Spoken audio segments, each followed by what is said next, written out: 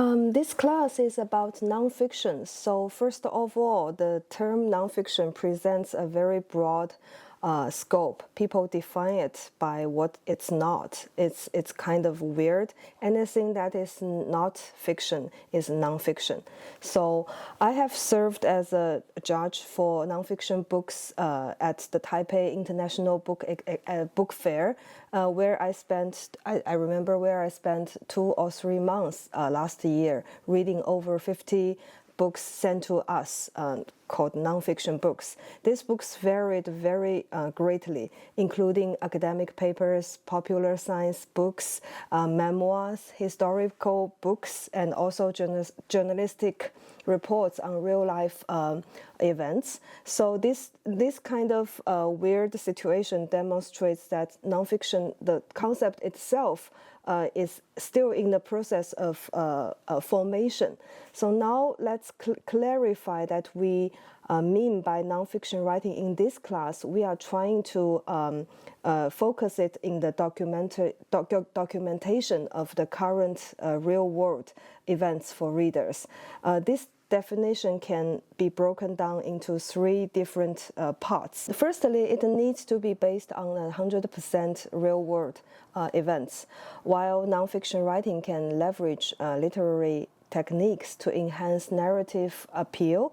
So every aspect, events, characters, details must all be grounded in reality. Whether describing actions, dialogues, or even psychological processes, all content must stem from first-hand observation or direct interviews. So there is no room for compromise. It's also the condition for earning readers' trust in your story. If one detail is not real, if only one detail is fake, then the trust in the whole story will collapse. So by specifying current, we emphasize that this class focuses on contemporary real-world issues akin to like the in-depth journalism, rather than dealing with history and other kind of inner worlds. This distinction guides the selection and the treatment of subject matter, ensuring relevance in addressing present-day concerns. So secondly, documentation. Writers must immerse themselves in the subject matter, try to weaving narrative threads from careful observation and reflection. Through diligent interviews and research, they must gather comprehensive information to enrich their narratives, try to offer readers a very good understanding of the topic at hand. And lastly, it's very obvious that it's for the reader's records. All the nonfiction writing is for the readers.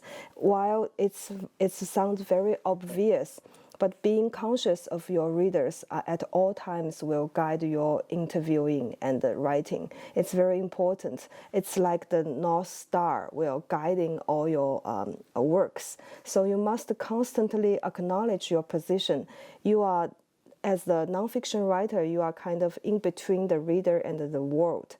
So in between the reader and the world you see. So as the translator of the world, you should absorb the whole story, try to step back and make space for your readers, and also using the writing techniques to allow readers to see the story itself, to experience every surprises, every shocks directly through your words, rather than your second-hand feelings. This is the most basic but important duty of the nonfiction writer. So telling a good story isn't easy, especially telling a responsible, reflective of the real world and yet engaging story has many demands. Next, we will try to discuss how to achieve such kind of writing.